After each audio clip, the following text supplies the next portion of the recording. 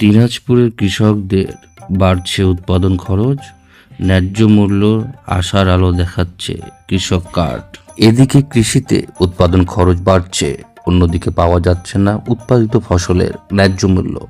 এমন পরিস্থিতিতে কৃষক কার্ডকে আশার আলো হিসেবে দেখছেন দিনাজপুরের কৃষক। আগামী 14 তারিখ এই কর্মসূচি উদ্বোধন হওয়ার কথা রয়েছে। কৃষকরা বলছেন, সঠিকভাবে এই কাঠের সুবিধা পৌঁছালে উৎপাদন তাদের আগ্রহ আরও বাড়বে। আলু উত্তোলন শেষে বর্তমানে দিনাজপুরে মাঠ জুড়ে বোরো ধানের পরিচর্যায় ব্যস্ত কৃষকরা, পাশাপাশি চলছে অন্য ফসলের চাষাবাদ। তবে প্রতি বছরে উৎপাদন খরচ বেড়ে যাওয়ার দুশ্চিন্তা কৃষক। সার, বীজ, সেচ এবং সবকিছুর দাম বাড়লেও উৎপাদিত ফসলের ন্যায্য মূল্য না পাওয়ায় বিভাগে কৃষকরা। পর্যাপ্ত পরিমাণ সার পাওয়া যাচ্ছে না, আর পাওয়া গেলেও অধিক দামে পাওয়া যাচ্ছে বলে জানান স্থানীয় কৃষকরা।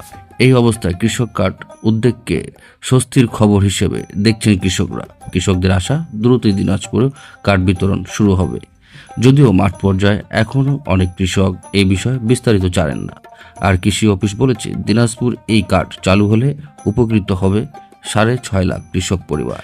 একজন কৃষক বলেন, এই কার্ড কে পাবে আর কে পাবে না তা তো জানি না, তবে পা গেলেও ভালো হয়। দিনাজপুর কৃষি সম্প্রসারণ অধিদপ্তরের অতিরিক্ত উপপরিচালক আবু জাফর মোহাম্মদ সাদেক বলেন, কৃষকরা 10 ধরনের সুবিধা পাবে। ন্যায্য মূল্যের সার, বীজ সহ বিভিন্ন সুবিধা পাবে। কৃষি খাতে সহায়তা ও প্রণোদনার এই উদ্যোগে বাস্তবায়ন হলে এদিকে যেমন উৎপাদন খরচ কমবে, অন্যদিকে উৎপাদনও বাড়বে। এটাই প্রত্যাশা সংশ্লিষ্টদের।